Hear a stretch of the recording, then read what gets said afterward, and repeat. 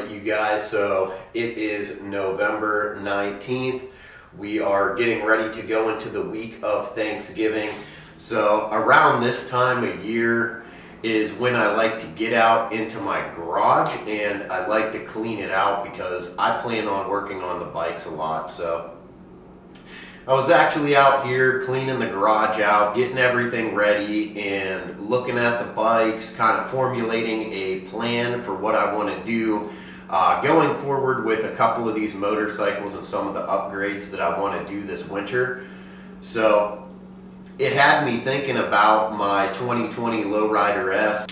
It's been about 2 years since I got this motorcycle and there's a lot of things that I've done to it, and I kind of wanted to touch base on the motorcycle itself. I feel like giving a 1 year review on a motorcycle is not sufficient enough, especially since the entire first year I had this bike, all my rides were local rides around this area. Sorry if I'm stumbling over some words here. It is like 20 some degrees outside here in Ohio. So I got this fire going. I want to try to get some more heat in the garage. It's pretty nice in here.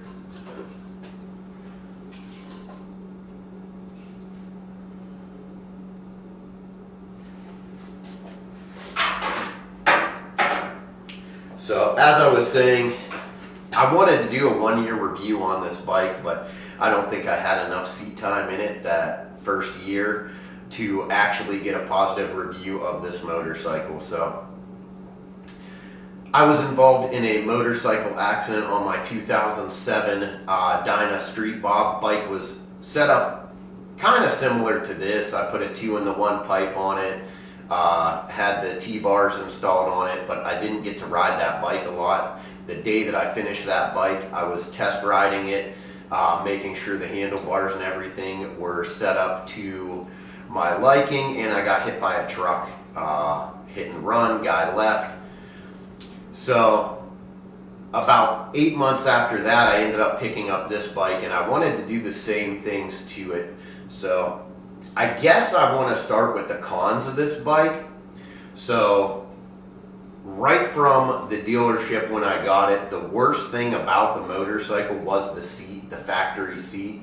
So the 2020 FXLRS came with a solo seat. I actually have it tucked away back here. It's a small little solo seat. It gives you about 2 to 3 inches of lower back support. So, I mean, it's not terrible if you plan on just riding this bike very minimally and you don't want a passenger on it. So another con about this motorcycle was that it did not have passenger pegs on it. So a lot of people that get these motorcycles are going to ride 2 up. I mean, it's the 114. It's a powerful engine.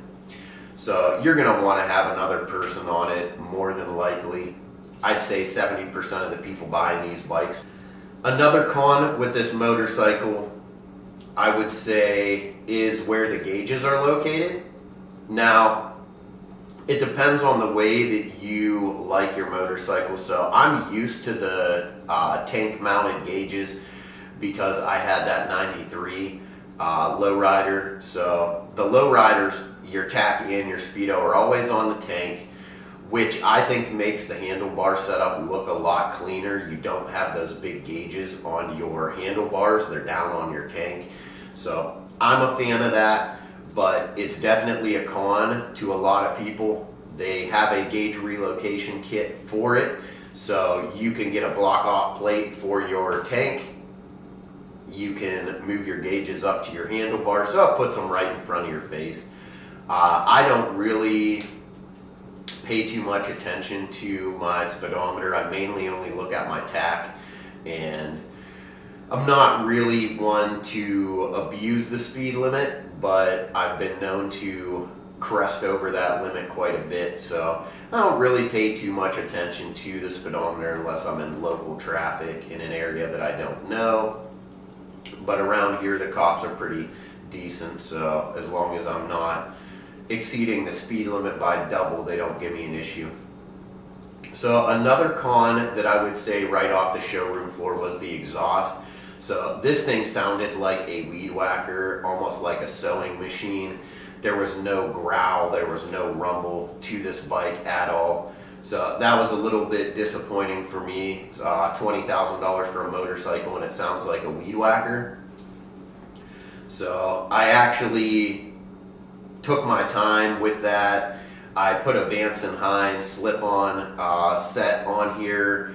It gave it a little bit more sound, but there was no performance. So it actually sounded like a Harley, but the performance was still lacking. I ended up putting on the Sawicki Speed Shop 2-into-1, and now the bike actually sounds like a Harley. It's loud and it has some performance to it. So it's got a little more low end torque on it and it sounds like a Harley. So I'm happy with that.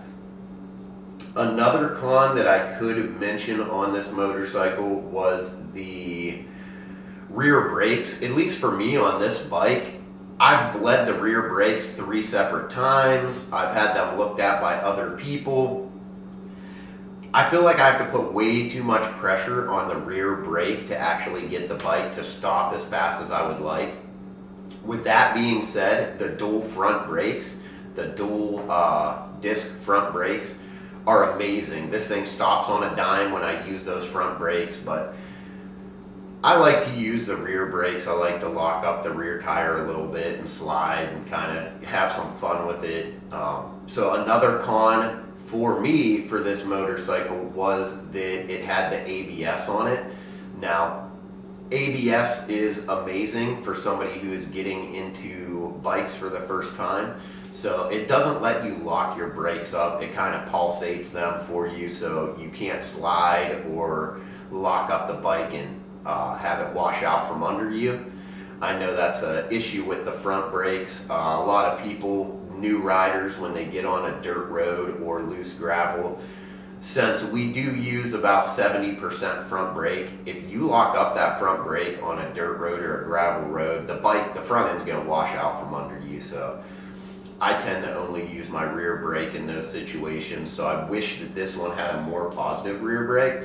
So I'm probably going to get some new rotors for the bike front and rear, and I may be switching the rear caliper on this bike just so I get some more positive braking out of the rear. Another con that I could say with this motorcycle is the factory handlebar. So when I bought this bike, I wasn't going to change the factory handlebar setup because it had these 4-inch risers on it. I believe they advertise them as a 4-inch riser, and then they had a tracker style bar on it, which was about 4 inches, I would say, of rise on it. So actually, let me check these for you right now. They're actually 3 7/8. So they advertise as a 4-inch riser. To the center here was 3 7/8. So it's about a 4-inch riser, and then you had about 3.5, 4-inch bars. So it had about 8 inches. I was not going to change that on the bike because I thought that it looks good. The way that it came off of the showroom floor, it looked good. It looked like it was stanced a little bit better than the earlier model dynos, where I believe they had a 1-inch riser and a 4-inch bar. So it did sit me up a little bit better on the bike with the factory seat. But when I changed the factory seat, I put the Saddleman on, it kind of dropped me down a little bit lower into the seat pan, tucked me in there. Like I said before, one of the cons was that factory seat only had about 3 inches of back support. Now this one's got about 8 inches of back support, so it's a lot more comfortable, but it also tucks you down lower into the bike. It's kind of bellied out a little bit more, so you get lower to the ground. And in turn, what that did was it made me lean forward a little bit more to get a positive grip on the bars. So after long rides, which I didn't honestly know until about halfway through our trip to Sturgis, I started getting lower back pain and shoulder pain from leaning forward to grab them handlebars. So I did put these 12-inch bars on here, and it is absolutely amazing day and night. Puts my back completely straight and lines my hands up and my controls on my motorcycle directly in line with my shoulders. So gives me a lot more control of the bike, makes it a lot more of a positive ride. So let's get into some of the pros of this motorcycle. So first off, the biggest pro to this motorcycle is the appearance. This bike is gorgeous. Everywhere I go, it turns heads. People say that they love the style of this bike. I love that it's a 114 engine. It's an absolute powerhouse. On top of that, you have dual disc front brakes, so you have absolute stopping power up front. The wheels on the bike are absolutely gorgeous. They got the, I believe these are powder coated, that like burnt bronze look. So I love everything about the aesthetics of this bike. Once I got that new seat on and them bars and the exhaust, I'm definitely in love with this bike. It looks as good as it rides. I would say another pro about this motorcycle is the M8 engine itself. So I love this engine. It produces a lot of power. It does run a little bit warm, but all of my Harleys run a little bit warm, especially the way that I ride them. So I like to put them a little bit higher in the RPMs when I'm around town. When I'm on the highway, I'm usually running about in between 2,500, 3,000 RPMs. When I'm in town, I will run up to like 4,000 RPMs before I shift. I just like to run the bikes a little harder. So another pro about this motorcycle is the suspension that it comes with off of the floor. So when you pull this bike off the showroom floor, you are getting the inverted front suspension on this bike. So your front shocks are amazing. You glide over potholes. You don't feel any bumps. The dampening, the way that it comes from the factory, is absolutely perfect for me. I'm about 6 foot tall, 200 pounds, and it is set up absolutely beautifully for me.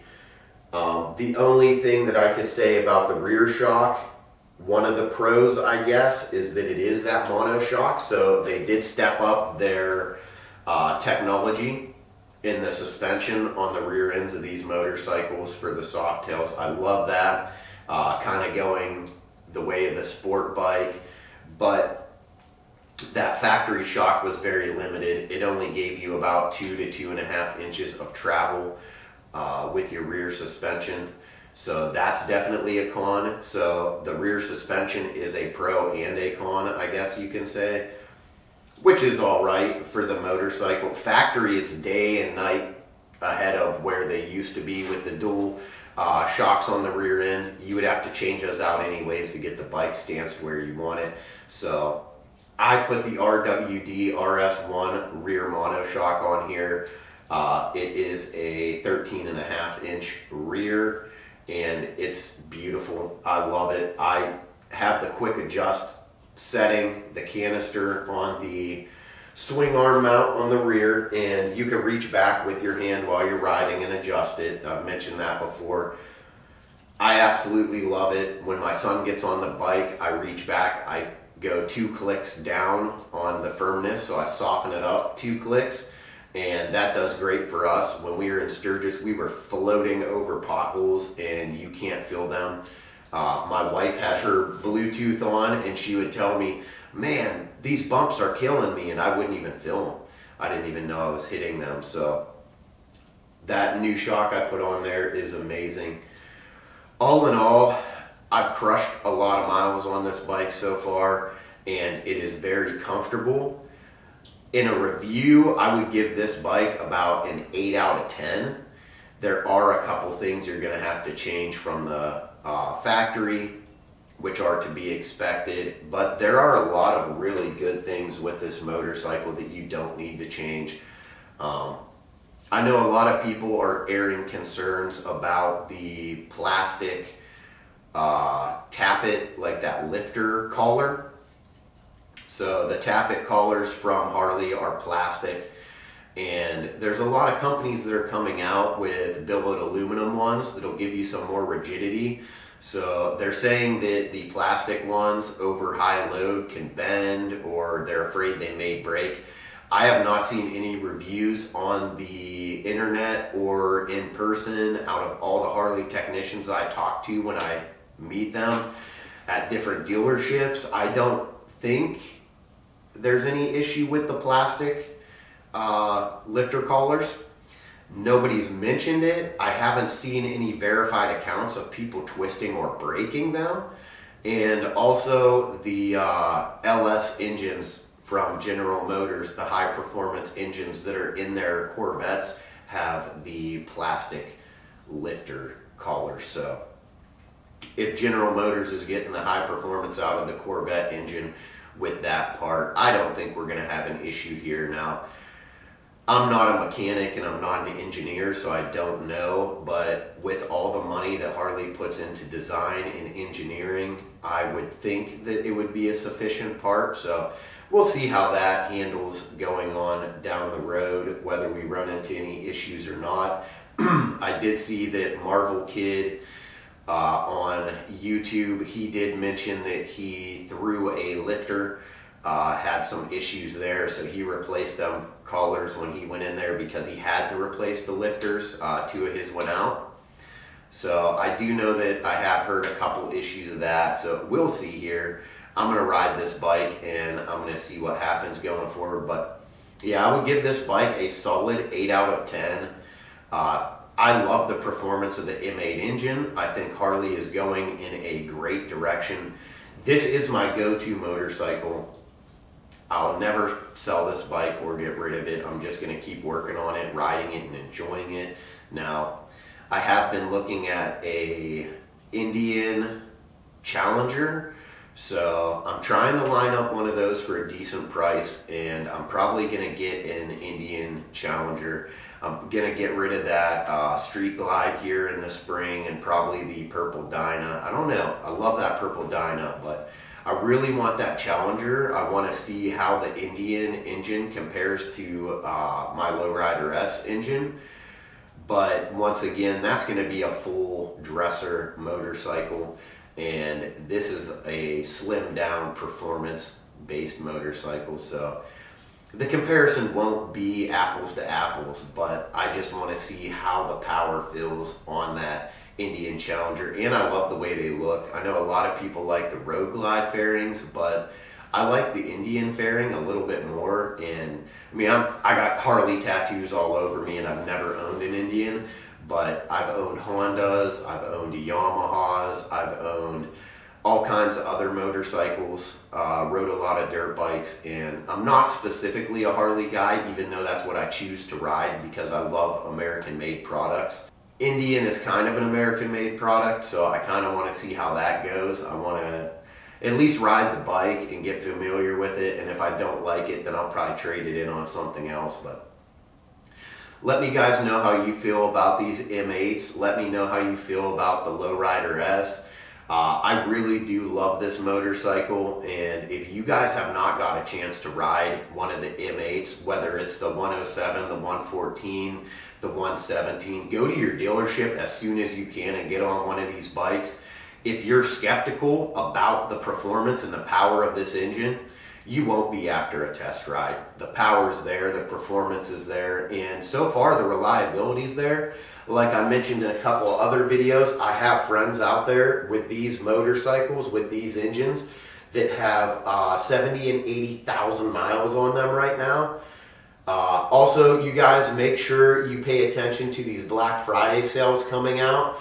I just want to put a plug out there for Lexan. I'm not sponsored by them, but I absolutely love their products. I have the Lexan FT4 Pro on my lane splitter. This thing is phenomenal. They're going to be running a Black Friday deal where you can get two of the FT4 Pros from Lexan. You get two of them for $180. So they're normally $170 for one. You'll get both of them for $180. If you don't have a Bluetooth and you ride in large groups or even in small groups of people, go ahead and get yourself one, give it a try. For that price, you're not going to go wrong, and Lexan, hands down, is one of the highest quality Bluetooth manufacturers in the game. So just want to wish you guys a great Thanksgiving. Wanted to touch base here on this motorcycle. 8 out of 10. Bike runs flawless. I'm in love with it. So we'll get you guys some more videos up. It's freezing cold here in Ohio, so that's going to mean a lot more garage videos, a lot more wrenching on motorcycle videos. With Black Friday coming, guarantee I'm probably going to spend too much money on motorcycle parts. So I'll get you videos of me unboxing them, and I'll get you videos of me putting them on the bike. We'll discuss the products here, and we'll get you guys ready for the next season of riding.